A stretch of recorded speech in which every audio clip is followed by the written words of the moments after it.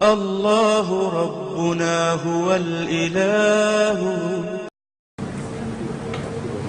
On behalf of the President, the Honorable Trustees, and the committee members of the organizer of tonight's program, the Islamic Propagation Society International of Penang, Malaysia, I, Muhammad Sirajuddin, being the moderator, welcome you all with the universal greetings of peace and blessings. Assalamu alaikum wa rahmatullahi ta'ala wa barakatuhu.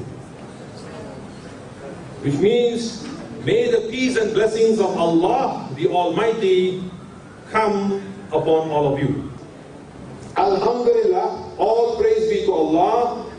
We are truly fortunate tonight that we have with us a distinguished scholar of Islam and author of many books and lectures on a wide range of subjects, from comparative religion to international politics to Islamic finance to sociology, and most remarkably on the much debated subject of Islamic eschatology, on which he wrote the international bestseller Jerusalem in the Quran, which has been translated into several languages.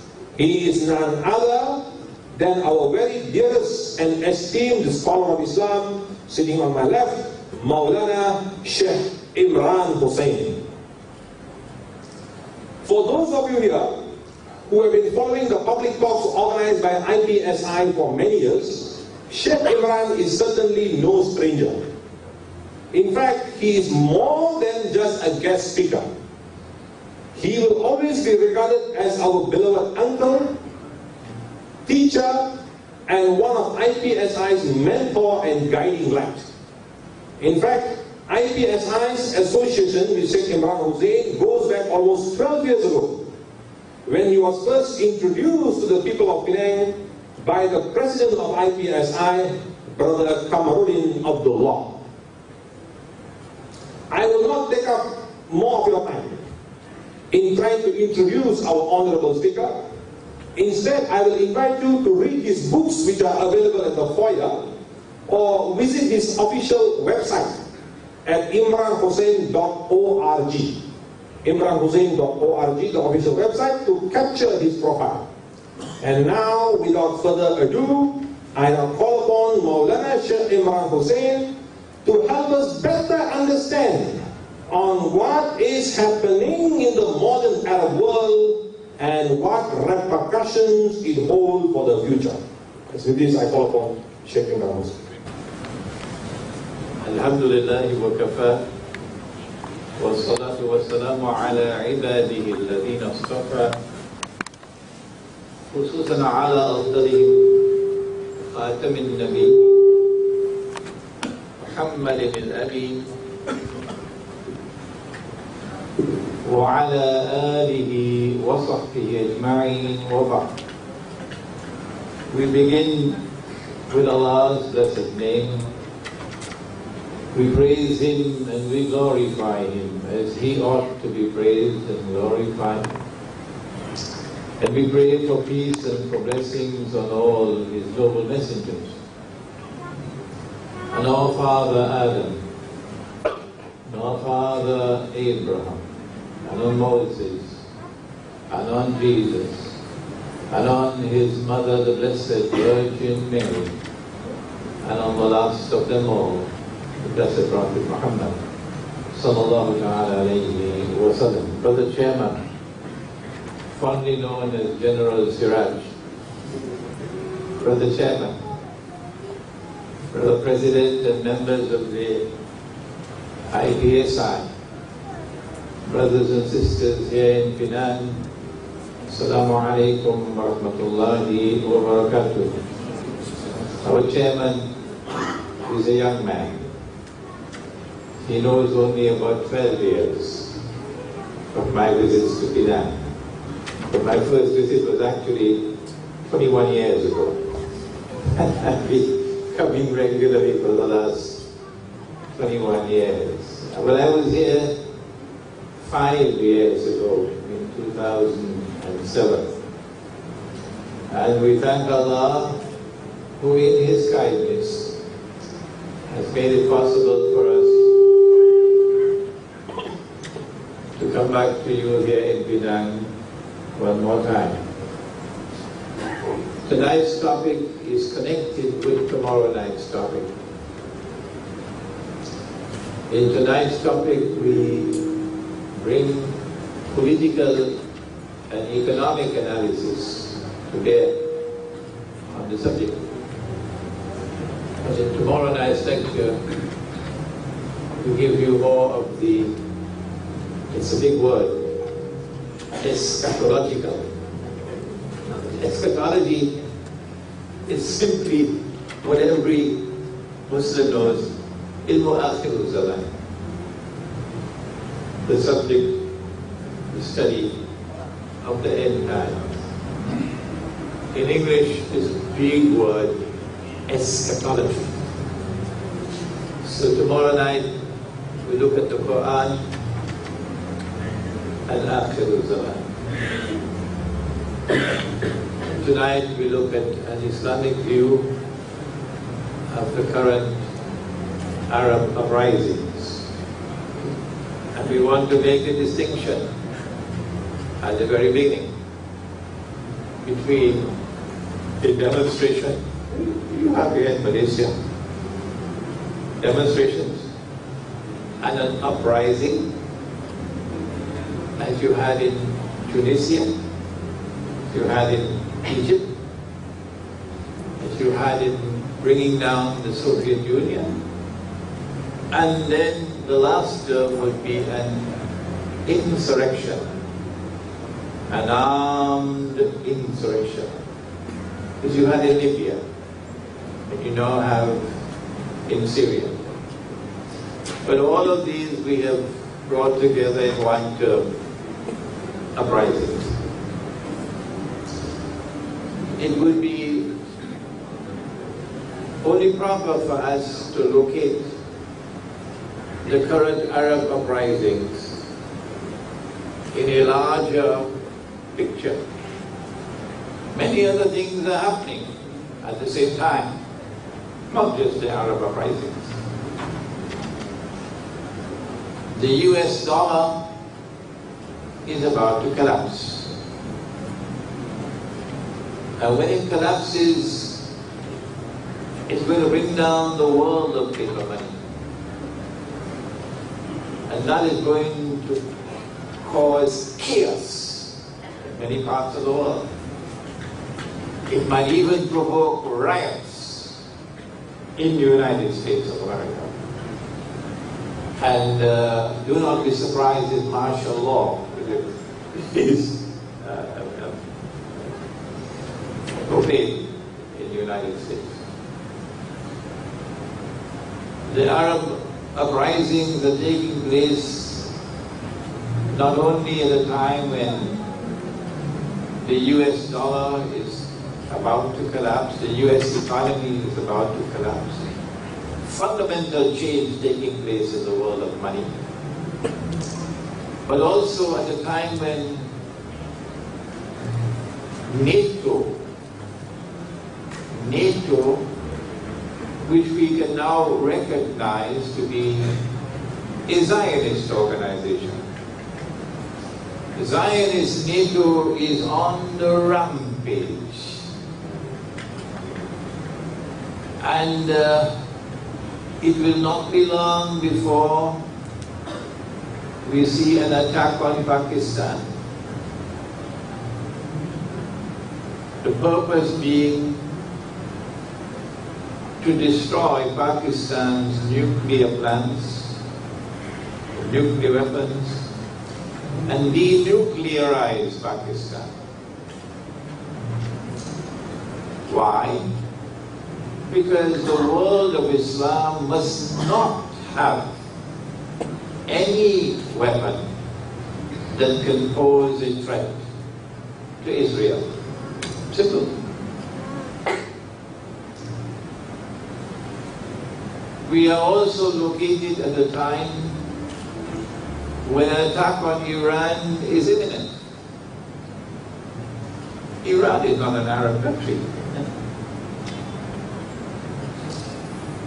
We are located at a moment in time when,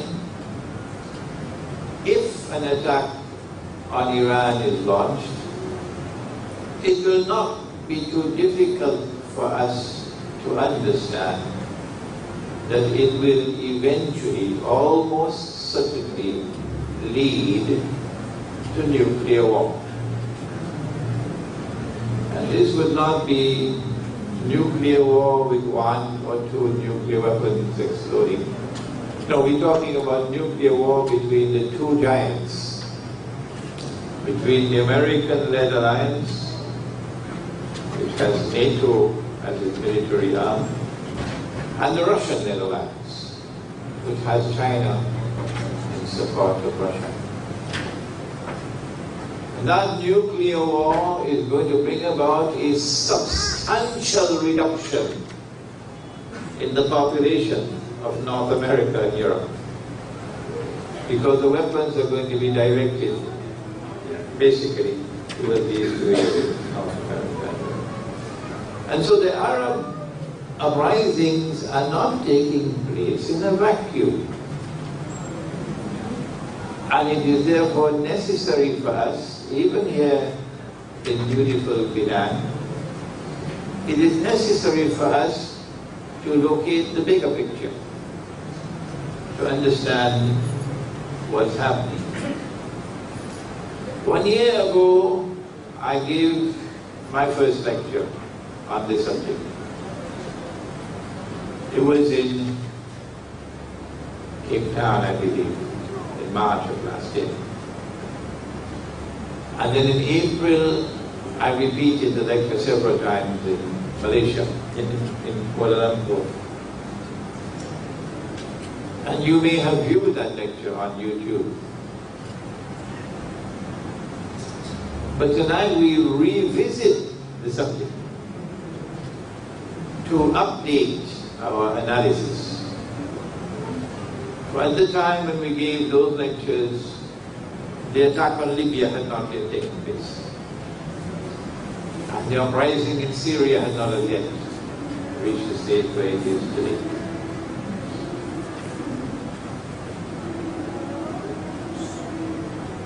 And so tonight let us look to see whether we can understand whether these uprisings are taking place by chance or by design. And if by design, for what purpose and for what end?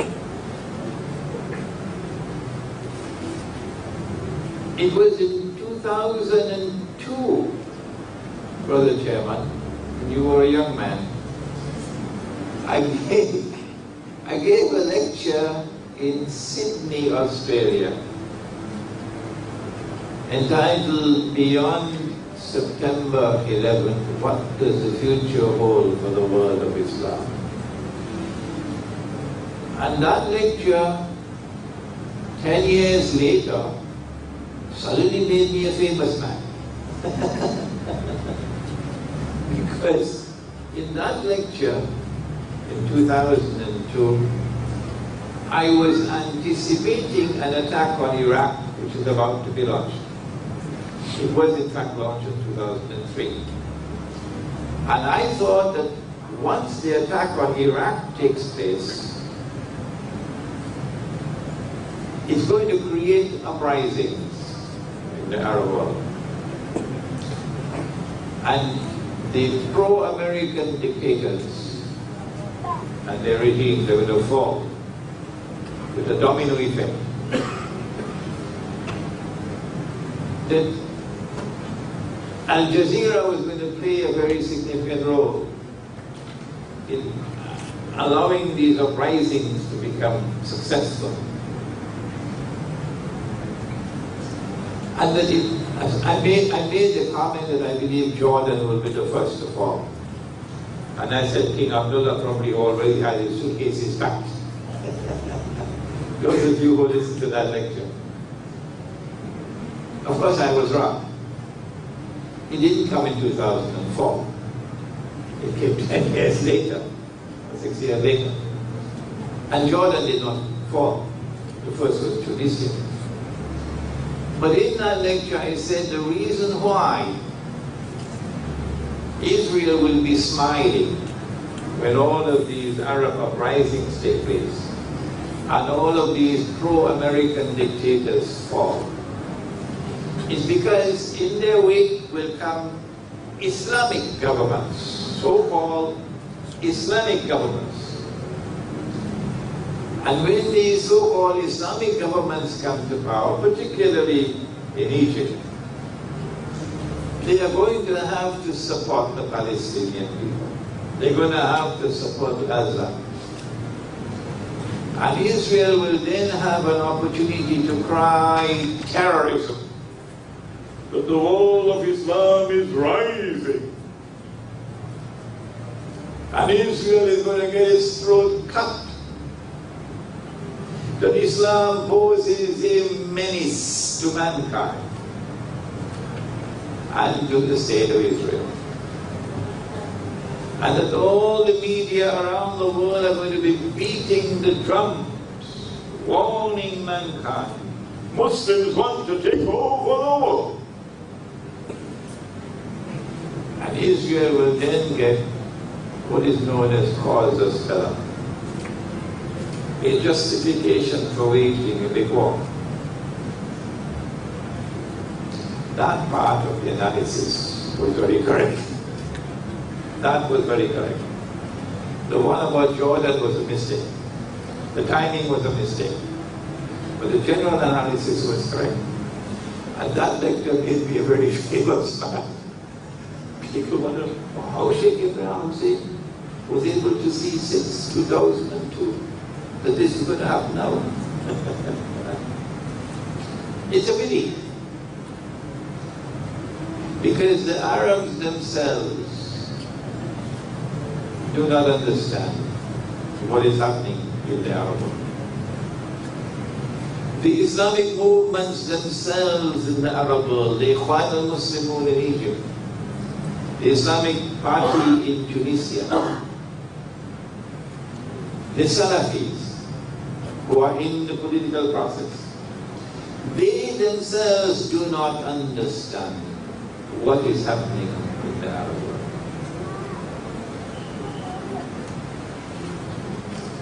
They have already succeeded in Tunisia.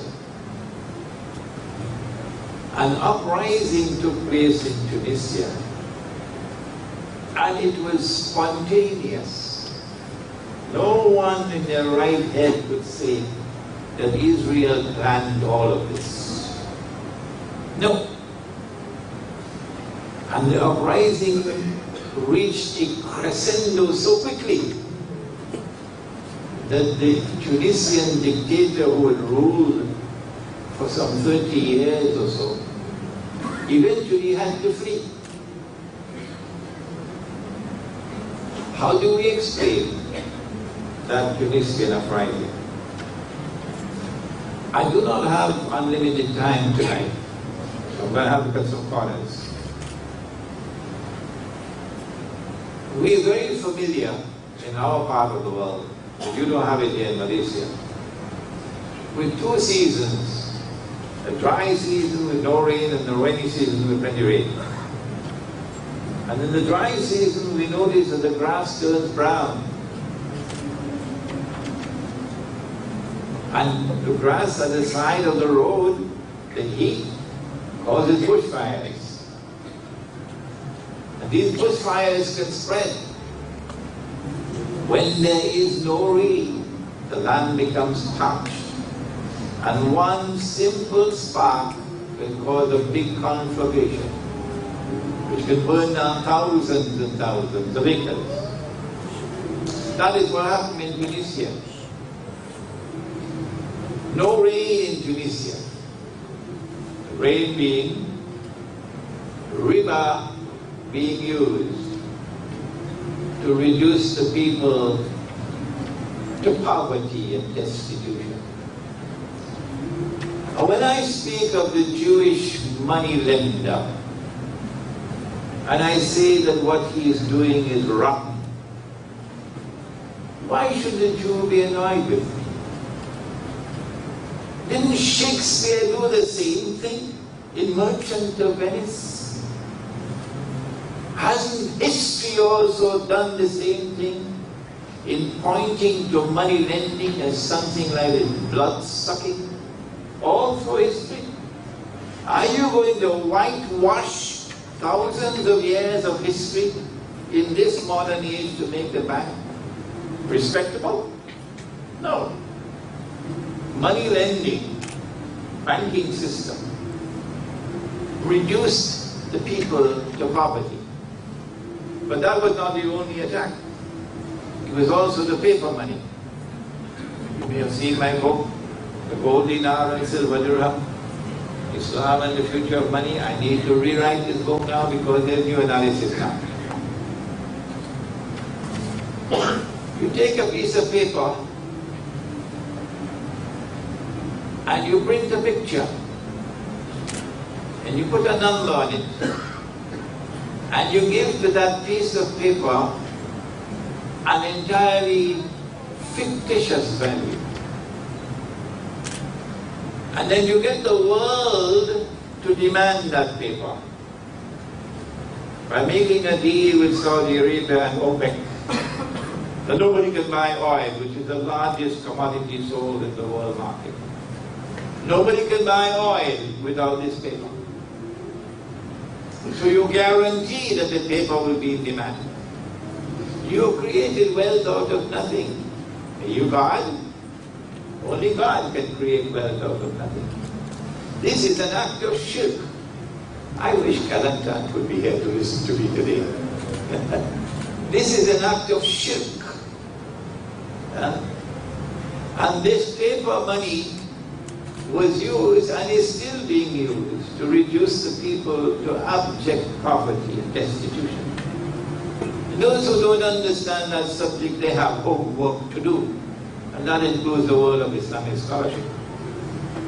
You can't get one mufti, or one alim, one scholar of Islam, strutting around the world and lecturing, but they cannot ever speak the truth and say, this is bogus, this is fraudulent, this is haram. Wait until you're in the grave, and then you remember me. And so Tunisia has no rain, it's dry, it's parched, because of riba. And on top of that, you ensure that the governments which rule over the Muslims are governments that oppress them. If you were seen going to the masjid in Tunisia, you will be arrested. Tunisia writing to me to tell me that. When that oppression reached a level of saturation, then one little spark can cause a conflagration. That's what happened in Tunisia. They planned it and they knew it could happen. And it did happen. The same thing happened in Egypt. Egypt today has been reduced to abject poverty and destitution, the masses. While some Egyptians are riding on the gravy train, oh yes, living the good life, the Egyptian masses are in poverty and destitution because of riba. And yet the world of Islamic scholarship cannot recognize and would not stand up and wage a jihad against riba. These two that occurred in Tunisia and in Egypt, I noticed that the Tunisian armed forces eventually backed out. And the Egyptian armed forces from day one adopted a soft policy. A suspiciously docile policy, the Egyptian armed forces. And so the head was cut off. And Zainul Abidin fled, and Hosni Mubarak fled. But guess what? The armed forces still remain in charge. The same Egyptian armed forces who prevented the Palestinians in Gaza 4 years ago, who were being slaughtered and Egypt blocked the passageway, that you could not come into Egypt. And no supplies could go to them to help them. That same Egyptian armed forces still in control in Egypt. You can fool the others, you can't fool me. These were uprisings, and they have already fulfilled the purpose for which it was intended. And that is that after the uprisings take place, the armed forces will then announce elections. And I was able to recognize 6-8 months ago that these elections are going to result in runaway victory for the Islamic parties. And that's what Israel wants. And that's what the Egyptian armed forces want. And that's what happened. But in Libya it was different. In Libya, they planned an insurrection, and a huge amount of arms was secretly ferreted into Libya. Where could it have come from? Not from the air, not from the sea. It had to come from Egypt. It could not have come from Egypt without the knowledge of the Egyptian armed forces. And I suspect that the Egyptian armed forces were up to it in their neck in sending those arms over to Libya. And so that the Egyptian armed forces are part and parcel of the effort to bring about an insurrection in Libya. So who is the Egyptian armed forces working for? I see an uncanny link between the Egyptian armed forces and NATO, between the Egyptian armed forces and Israel. Because of these remarks I am now making now, I cannot travel to Egypt anymore. Even though there are large numbers of students of mine in Egypt begging me to come. But the truth has to be spoken, regardless of the price we have to pay. The Egyptian armed forces have played a significant role in bringing about the Libyan insurrection. And then NATO got the resolution to be passed in the Security Council. And the Russians were taken for a ride. And the Chinese were taken for a ride. Deceived. And once they got that Security Council resolution, then the insurrection could succeed. Without that, it could not have succeeded. No. So now NATO is bombing from the sky. Yes, of course, Gaddafi. Now we are told he's such a big dictator. And we cannot tolerate anymore this dictatorship. The oppression in Libya is so great. And Libya under Gaddafi was a better place to live than the Libya today. Yeah. I have not come here to speak, to defend Gaddafi. I found him acting like a clown sometimes, with women as his bodyguards, with a green book. But the fact is that what they did in Libya was shameless. To bring down the Libyan government, and the manner in which they did it. They waited until it was Ramadan. They waited until it was the time of breaking the fast. And at that time, even the soldiers would put down their guns to go and break the fast.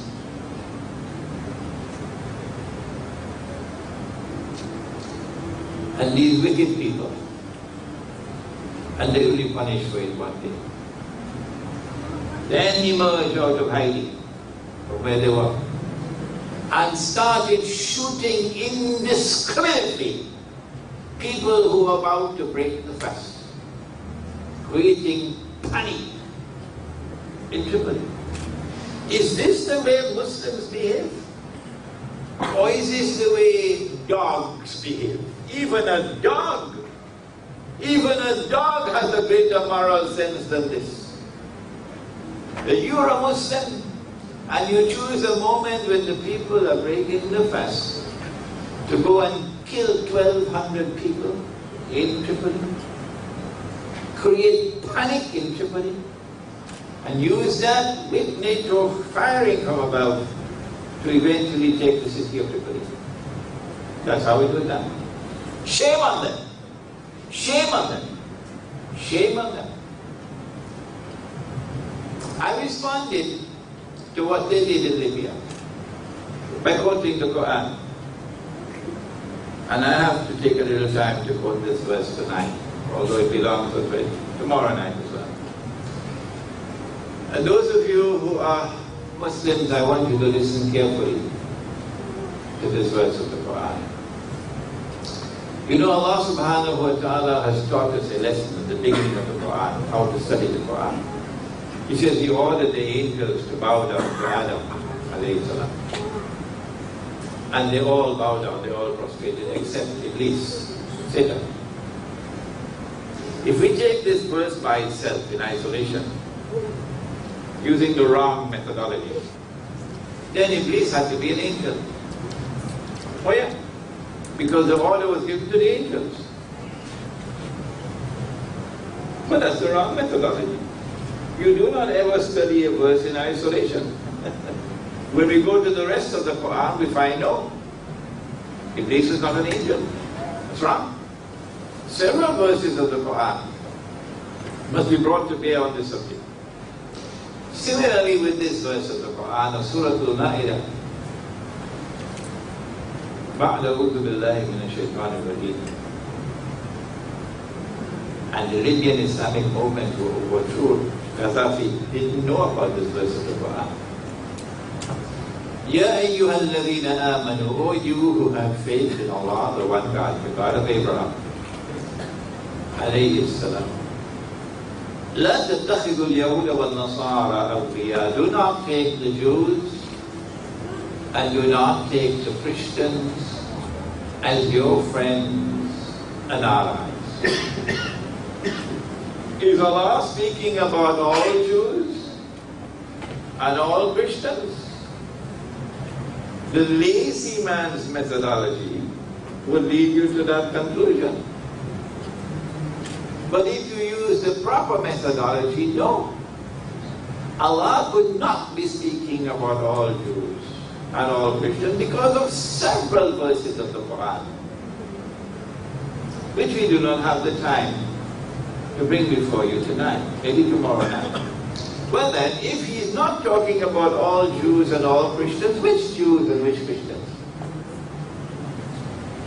The answer lies in the words which follow. But for 1400 years, Islamic scholarship could not understand it, because events had not as yet unfolded. Which Jews and which Christians? The answer is there. بَعْدُهُمْ أَوْلِيَاءُ بَعْضٍ. Allah is saying, do not take such Jews and do not take such Christians as your friends and allies, who themselves are friends and allies of each other. In other words, the Quran is anticipating an event which is still to occur. That there would be a mysterious reconciliation between part of the Christian world and part of the Jewish world. And then a Jewish-Christian, a Judeo-Christian friendship and alliance will emerge. When that happens, Allah says you are prohibited from being their friends and allies. Allah is not speaking about your Christian neighbor who lives next to you here in Penang. And when you run short of sugar, you ask your Christian neighbor for some sugar. No. Nor is he talking about your Jewish neighbor. He's talking about the Judeo-Christian alliance. And that alliance has now emerged. Today we recognize it as the Zionist Judeo-Christian alliance, which has NATO as its military arm. If you become their friends and allies, as they did in Libya, what is the price that you will pay? If you become their friends and allies, as you are doing now in Syria, what is the price that you will pay? The Quran answers, وَمَنْ يَتَوَلَّهُ مِنْكُمْ فَإِنَّهُ مِنْهُمْ. Whosoever from amongst you turn to them with friendship and alliance, as you did in Libya, as you're now doing in Syria, as the Turkish government has done, you've lost your Islam. You've got a surprise waiting for you when you go in the grave. I hope the Turkish Prime Minister hears that. You've got a surprise waiting for you when you go in your grave. Allah warns you, وَلَا تَمُوتُنَّ إِلَّا وَأَنْتُمْ مُسْلِمُونَ. Do not allow death to overtake you while you are not again in the state of Islam, submission to the one God. You lost your Islam. وَمَنْ يَتَوَلَّهُ مِنْكُمْ فَإِنَّهُ مِنْهُمْ. Whosoever from amongst you turn to them, you now belong to them, says Allah. You no longer belong to us. You've lost your Islam. إِنَّ اللَّهَ لَا يَهْدِي الْقَوْمَ الظَّالِمِينَ. Surely Allah does not provide guidance for a people who have as their trademark oppression and wickedness. And this is what happened in Libya. Why did they want this insurrection in Libya? Answer: of course it's the oil. Of course it's the oil. But that's not the whole story. It's more than that. Of course it's because they want to rule the whole world. Oh yes. We're not dreaming when we say that. And thank Allah that Mr. Putin in Russia understands that now. And thank Allah that the Chinese government now understands that these fellows want to rule the whole world, including China and including Russia. The Chinese in Singapore may bend their knee to Israel, but China will not do that.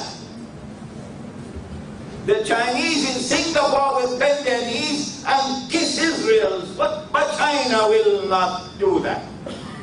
Tell that to Singapore for me. China will not do that. And Russia will not do that. Of course they want to rule the world. And they want to show their capacity by taking down the Libyan government. And so Libya is now a NATO state. NATO is not going to leave Libya. But there's another reason, which belongs to eschatology. You see, somebody, the Quran tells us, somebody rewrote the Bible and made some changes in it. And because of those changes, we now have nuclear war coming up, with millions and millions going to die. They wrote that the Holy Land extends from the river of Egypt to the river Euphrates. That's false. That is false. The Holy Land does not extend from the river of Egypt to the river Euphrates. That is false. But it's there in the Bible. When you read Jerusalem in the Quran, we now have this book in Bahasa as well, Bahasa Melayu, then you'll understand why they made that change in the Bible.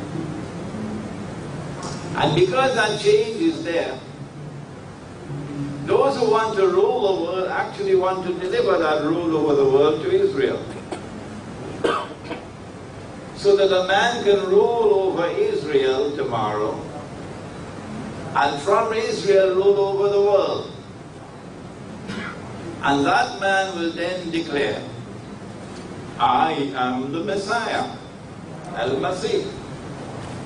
Prophet Muhammad alayhi salatu wasalam, a man who never went to school, could not read and could not write, never traveled out of Arabia. That man in the desert described to us 1400 years ago, this man who will stand up in Jerusalem and declare, I am the Messiah. But of course he would not be the Messiah.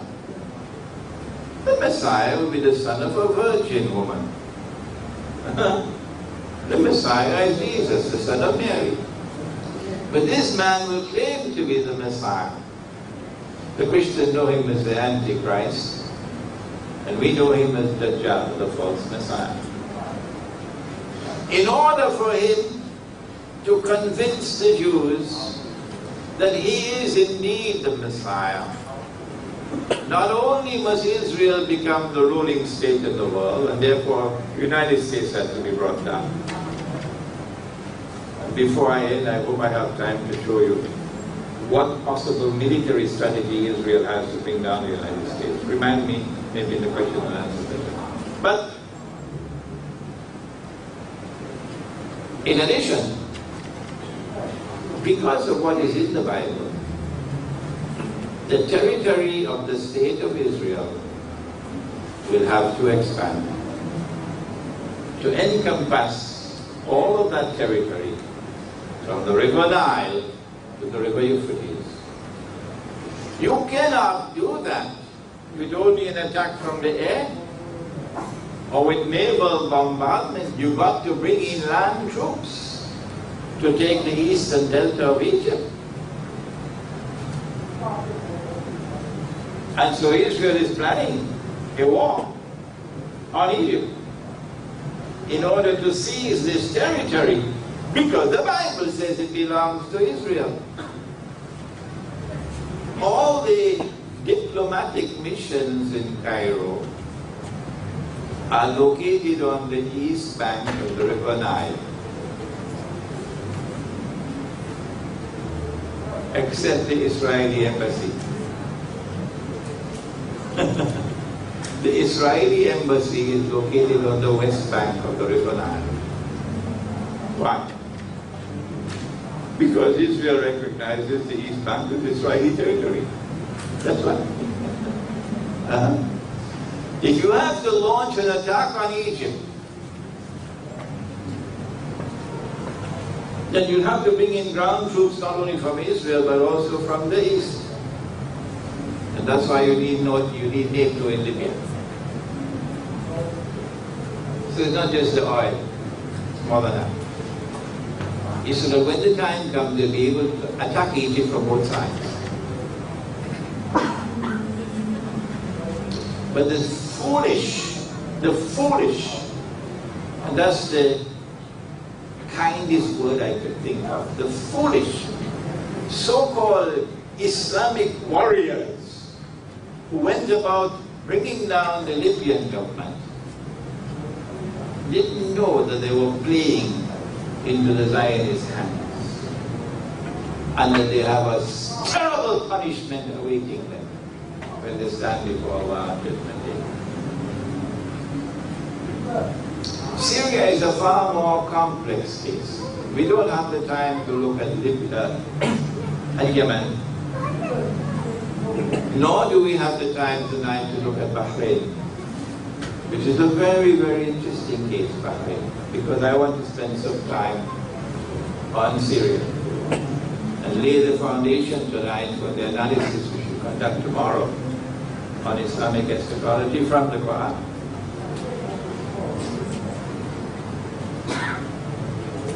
Zionists did was, in the wake of the First World War, the Treaty of Versailles, to break up the Ottoman Islamic Empire and to bring some territories under French control and some under British. So Egypt went to Britain, and Jordan went to Britain, and Iraq went to Britain. That's a large part of it. But Lebanon went to France, and Syria went to France.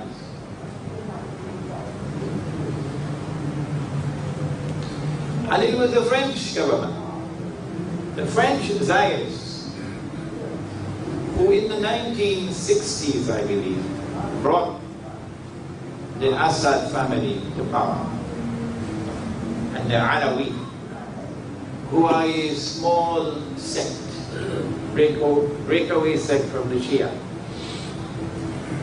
who, if I'm wrong, please correct me, believe that Ali radiallahu ta'ala anhu is divine, which is nonsense, which is shirk. This is what they believe. Yet this breakaway sect, which constitute about 12% of the population, seized his power in a military coup d'etat supported by France, and Hafiz al-Assad becomes the ruler.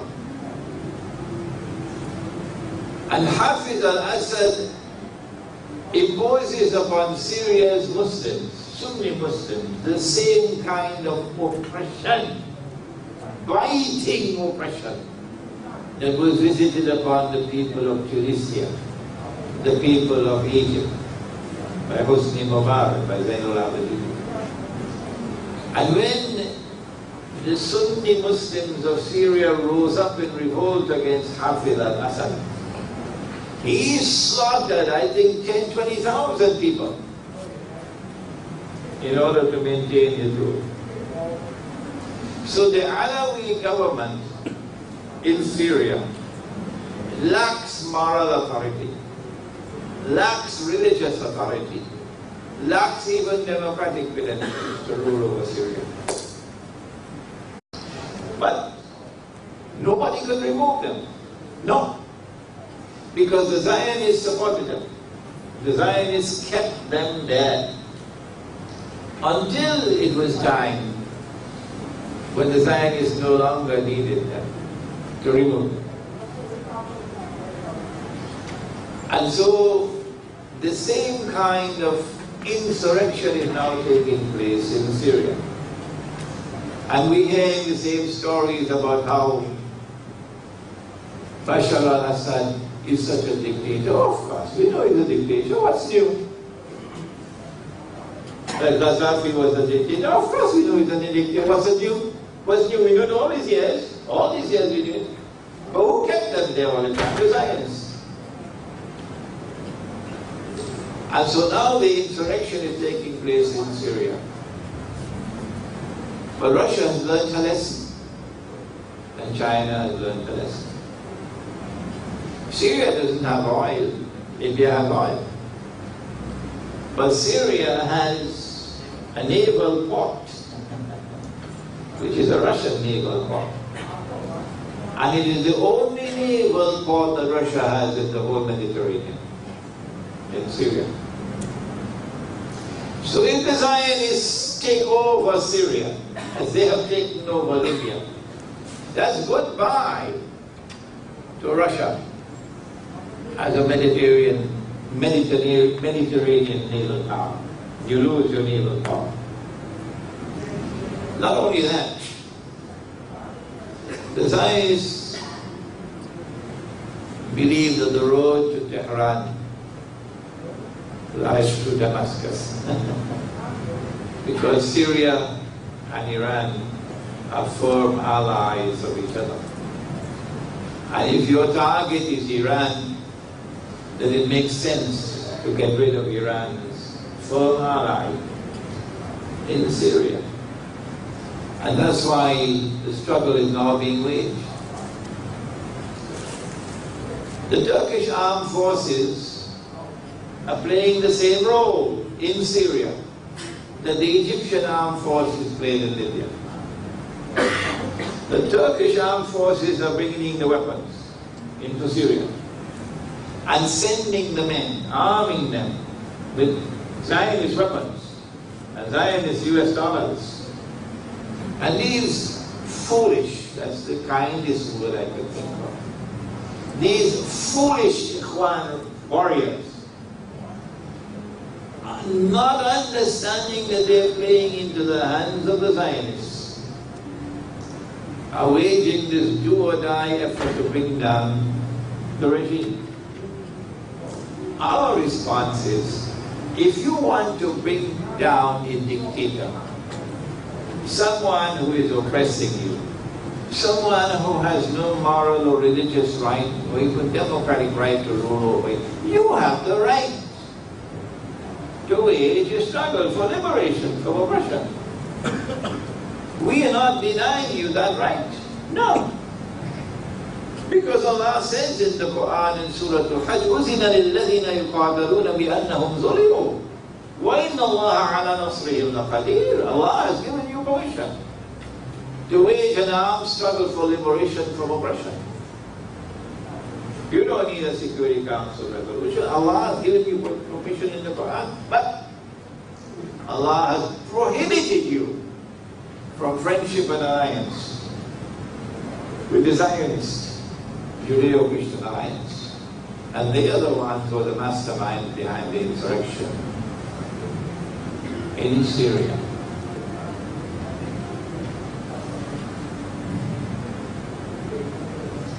What's going to happen? We know what happened in Libya. The answer is, there's a word in English called attrition. You chip and you chip and you chip and you chip until eventually the tree will fall. So the Syrian regime cannot last forever. No. If you continue this infiltration of armed warriors into Syria constantly, to this side, to this side, to that side, supporting them with state-of-the-art weaponry and with all the money that they need, eventually the Syrian government will fall. And when that happens, Syria is going to become another Zionist-controlled state. And Russia will face a tremendous loss. This is why both Russia and China vetoed the recent Security Council resolution.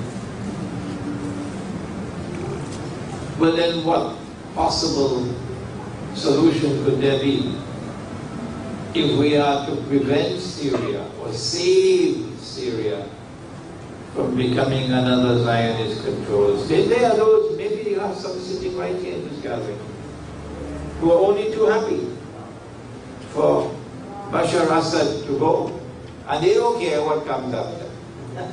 We just want him to go. But we understand that the fall of the Bashar regime at this time will lead to the same result as in Libya.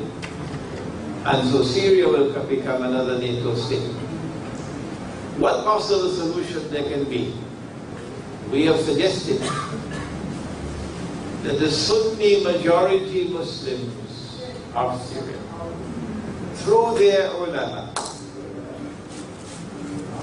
did the Prophet not say, sallallahu ta'ala alayhi wa sallam, Allahumma barik lana fi shamina wa yamanina. Oh Allah, grant blessings for us in our Sham and our Yemen.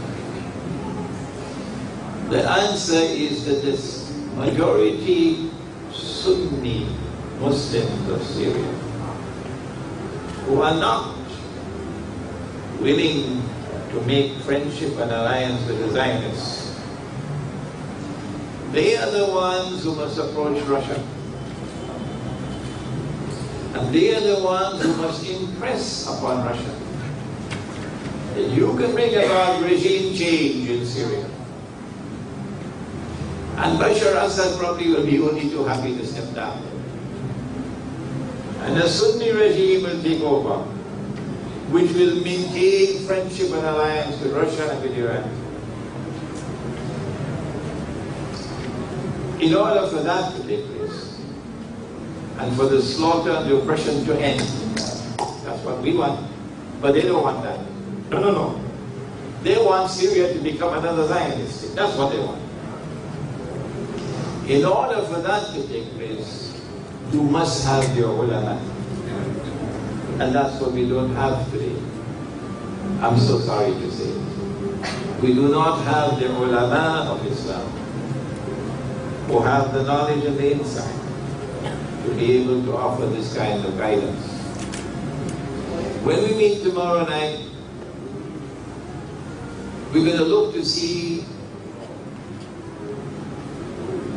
a deeper analysis of the big picture. We focus on the uprisings and the insurrections, but we've only touched on the big picture. We mentioned about the US dollar. We've mentioned about nuclear war and these things. But that bigger picture has to be expressed in greater detail, and we need from the Quran and from the Hadith. Let me give you one example before we end.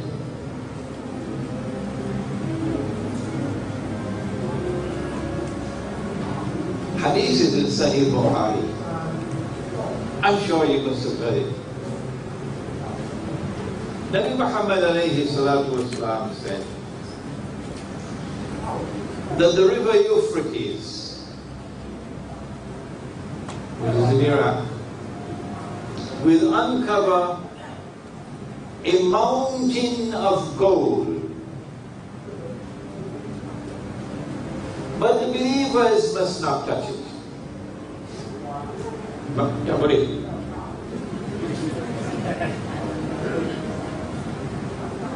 And people will fight over that gold. And 99 out of every 100 will be killed.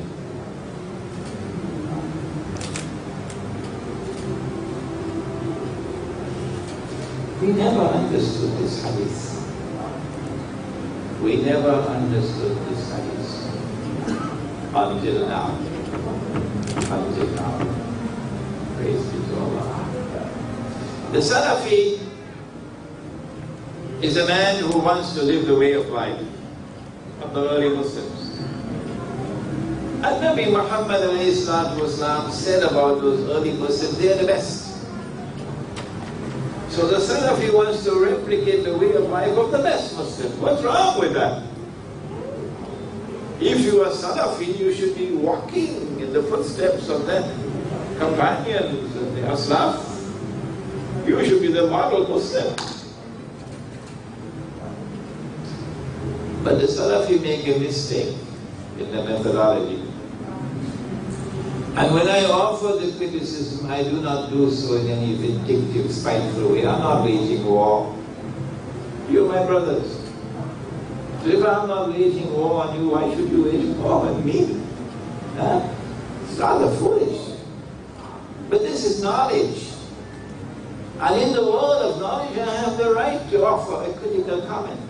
That's my right. The Salafi says that there is no new knowledge in Islam. Everything that has to be interpreted has already been interpreted either by Allah or His Messenger or by the Islam. And since the Hadith says that a mountain of gold is going to come out of the river, that is what we're waiting for.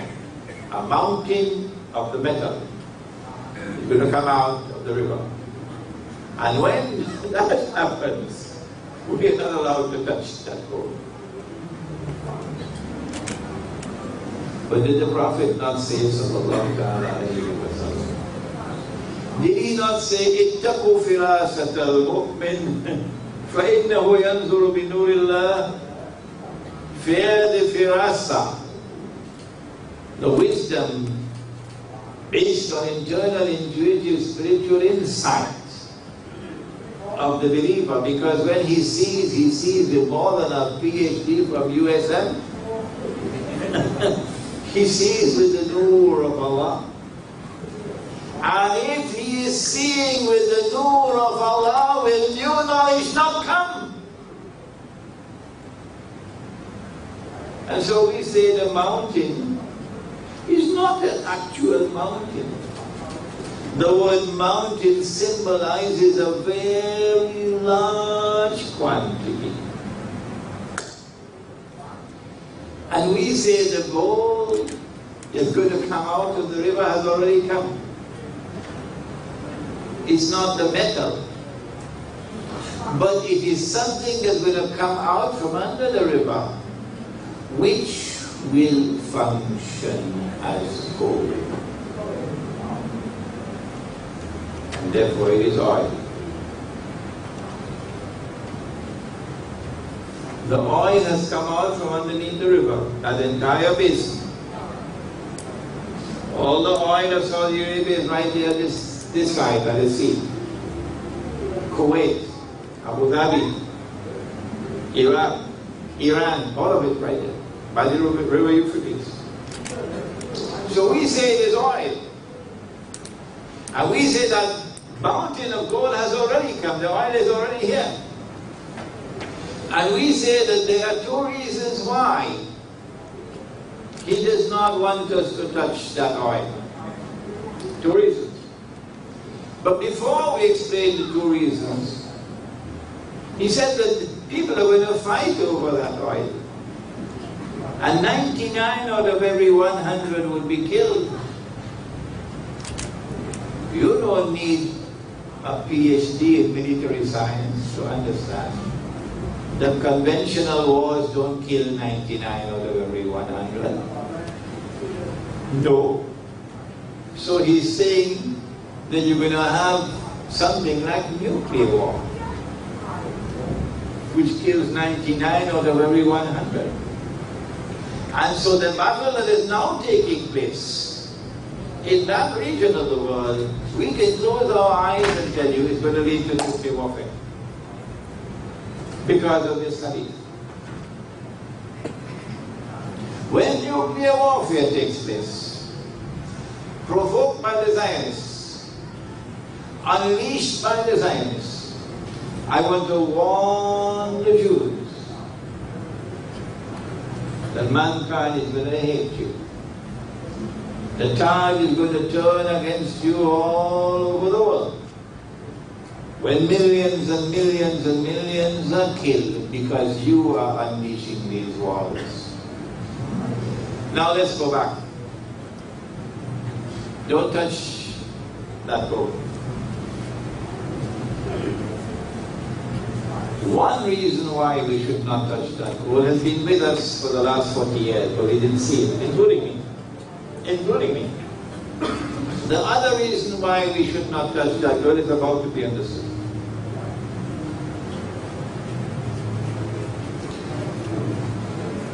They don't teach the subject in the Darul Uloom. So our ulama have no knowledge of this subject. International monetary economics. In 1944, at Bretton Woods, the Zionists were able to pull off a magnificent victory in the creation of a new international monetary system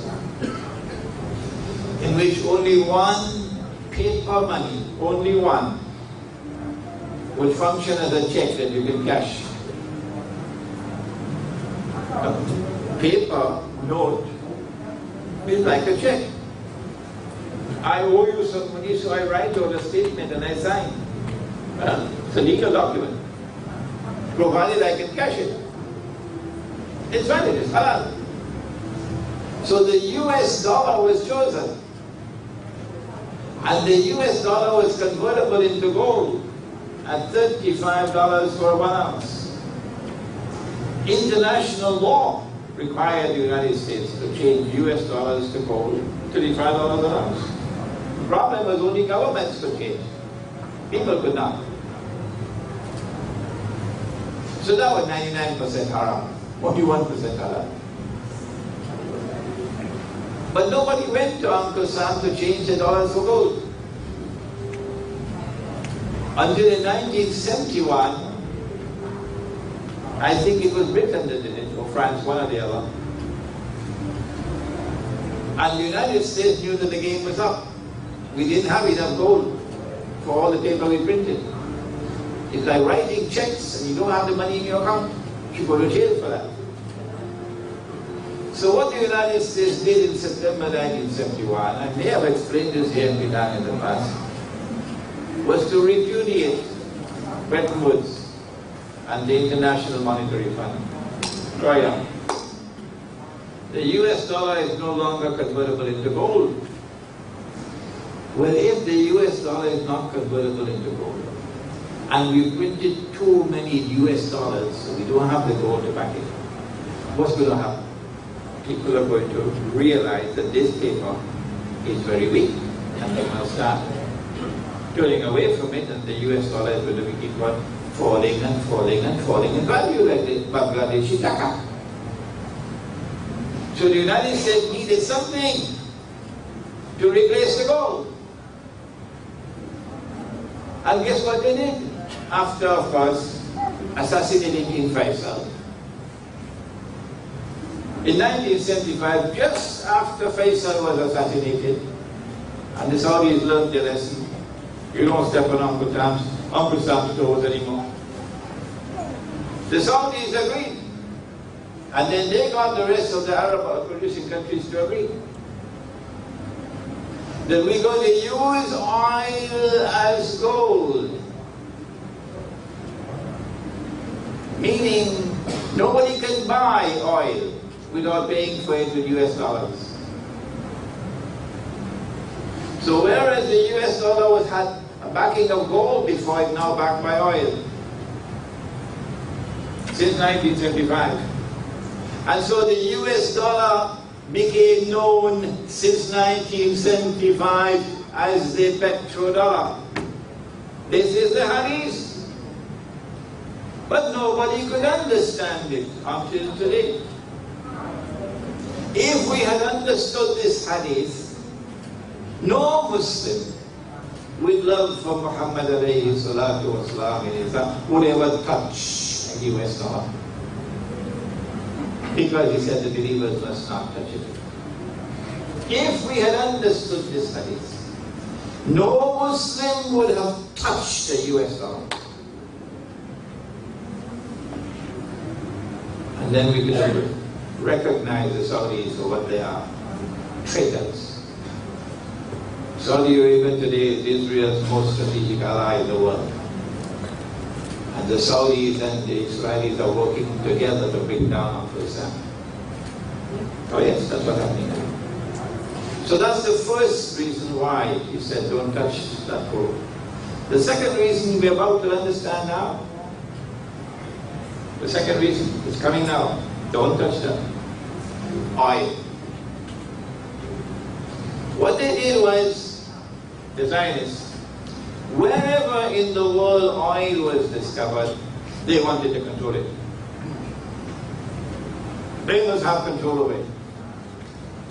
So when Dr. Muhammad Masadik, I'm taking too much time, only a few more minutes, nationalized Iranian oil in 1952, the CIA organized a coup d'etat to bring it down so they could recover control over the oil. They invaded Iraq to take control of Iraqi oil. They've taken control of Libyan oil. They've always had control over Saudi oil. They want control over Iranian oil. Why do the Zionists want to control all the oil of the world? Why? Why is it it's only a matter of time before Hugo Chavez is taking over in Venezuela? Why? Because when Israel takes over from the United States as the next ruling state of the world, and that's tomorrow's analysis, Israel wants to control all the oil.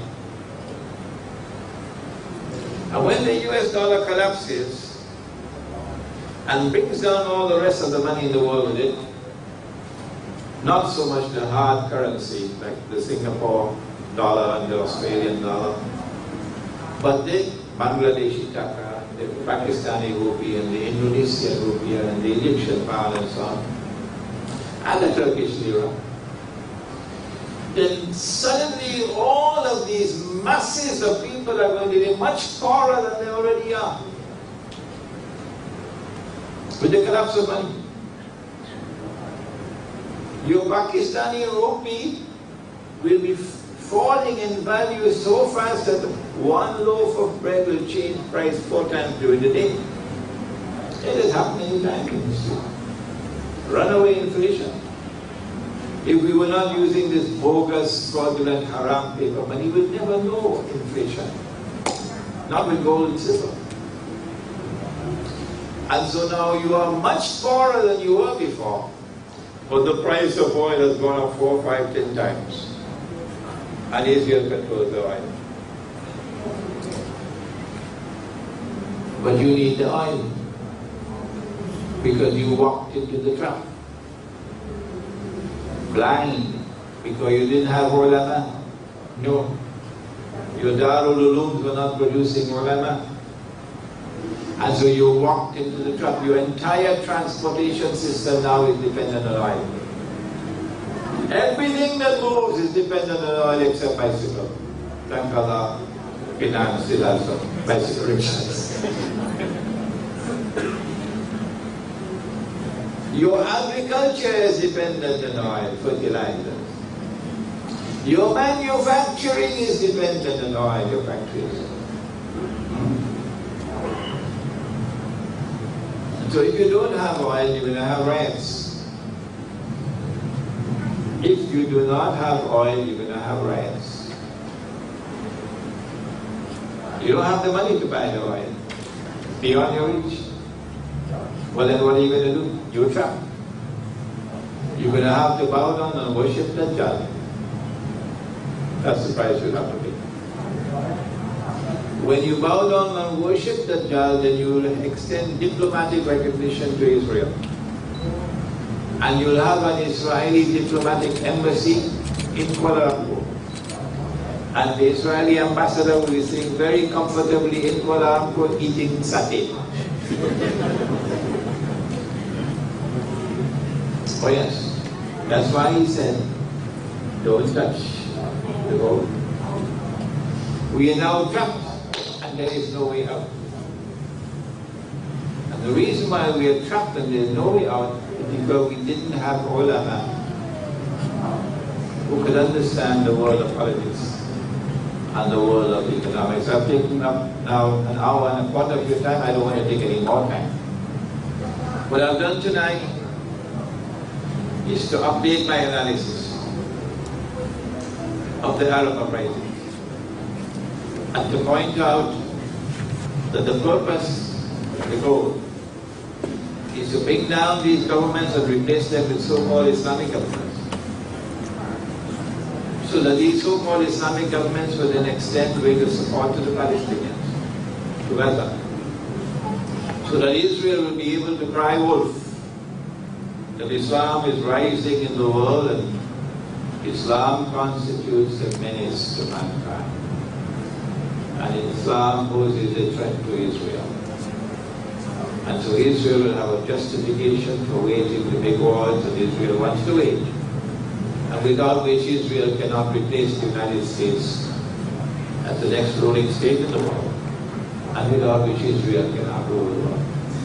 We pray that Allah subhanahu wa ta'ala may provide us with the nur, with which to be able to see and understand the world in which we live today, to recognize and penetrate its reality, and to find in Allah's guidance that with which we can respond in a manner that Allah will approve of.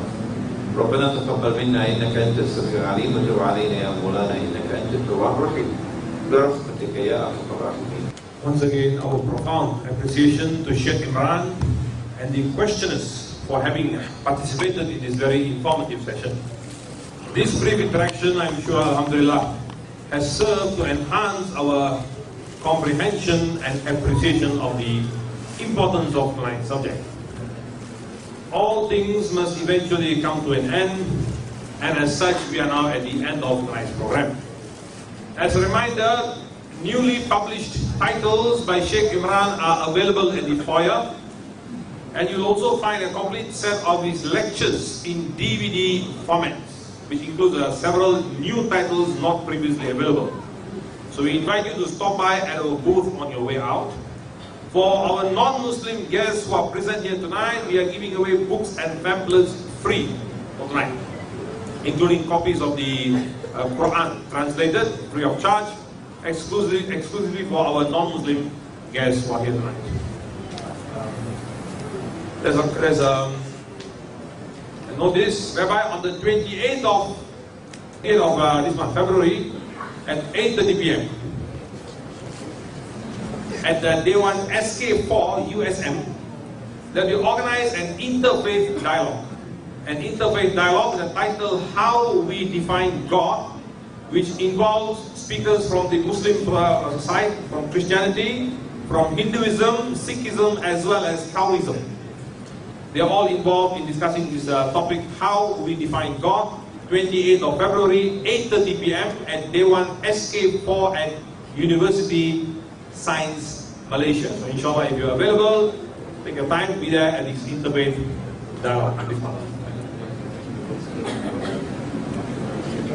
And those who have purchased the books, you can bring forth later to the Sheikh to get autograph.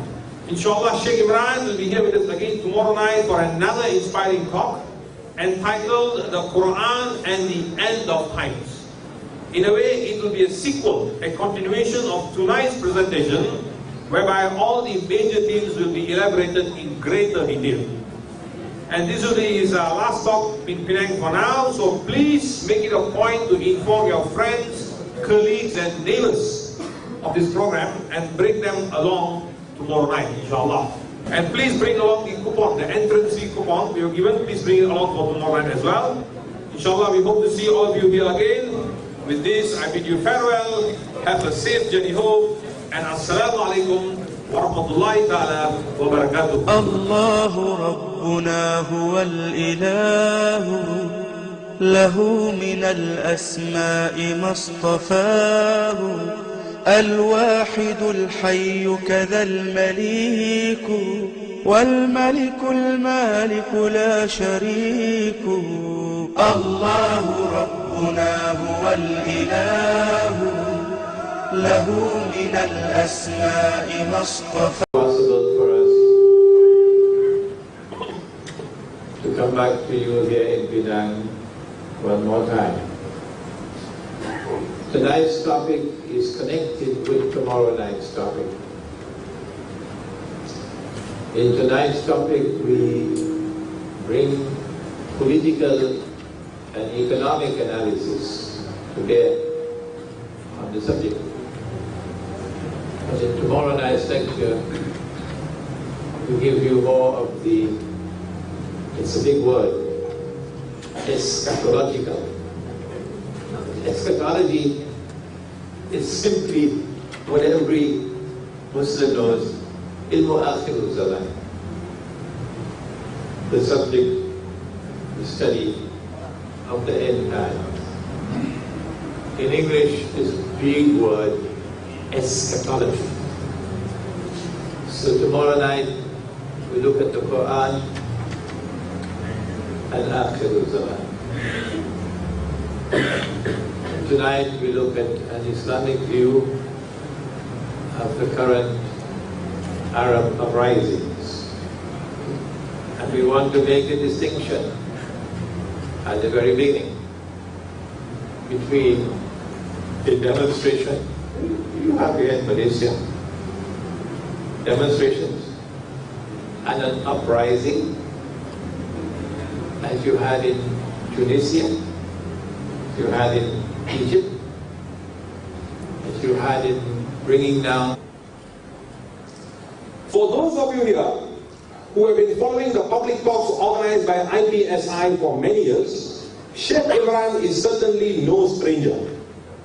In fact, he is more than just a guest speaker. He will always be regarded as our beloved uncle, teacher, and one of IPSI's mentor and guiding light. In fact, IPSI's association with Sheikh Imran Hosein goes back almost 12 years ago, when he was first introduced to the people of Penang by the president of IPSI, Brother Kamarudin Abdullah. I will not take up more of your time in trying to introduce our honorable speaker. Instead, I will invite you to read his books, which are available at the foyer, or visit his official website at imranhosein.org. imranhosein.org, the official website, to capture his profile. And now, without further ado, I now call upon Maulana Sheikh Imran Hosein to help us better understand on what is happening in the modern Arab world and what repercussions it holds for the future. As with this, I call upon Sheikh Imran Hosein. Alhamdulillah wa kafa, wa salatu wa salamu ala ibadihi alladhina istafa, khususan ala afdalihim khatamin nabi Muhammadin al-Abi wa ala alihi wa sahbihi ajma'in wa ba'd. We begin with Allah's blessed name. We praise Him and we glorify Him as He ought to be praised and glorified. And we pray for peace and for blessings on all His noble messengers. On our father Adam, on our father Abraham, and on Moses, and on Jesus, and on His mother, the Blessed Virgin Mary, and on the last of them all, the Blessed Prophet Muhammad sallallahu ta'ala alayhi wa sallam. Brother Chairman, fondly known as General Siraj, Brother Chairman, Brother President and members of the IPSI, brothers and sisters here in Penang, Assalamu alaikum wa rahmatullahi wa barakatuh. Our chairman is a young man. He knows only about 12 years of my visits to Penang. But my first visit was actually 21 years ago. And I've been coming regularly for the last 21 years. Well, I was here 5 years ago, in 2007. And we thank Allah, who in His kindness has made it from the Soviet Union. And then the last term would be an insurrection, an armed insurrection, which you had in Libya, and you now have in Syria. But all of these we have brought together in one term, uprisings. It would be only proper for us to locate the current Arab uprisings in a larger picture. Many other things are happening at the same time, not just the Arab uprisings. The US dollar is about to collapse. And when it collapses, it's going to bring down the world of paper money. And that is going to cause chaos in many parts of the world. It might even provoke riots in the United States of America. And do not be surprised if martial law is proclaimed in the United States. The Arab uprisings are taking place not only at a time when the US dollar is about الله ربنا هو الإله. On behalf of the President, the Honorable Trustees, and the committee members of the organizer of tonight's program, the Islamic Propagation Society International of Penang, Malaysia.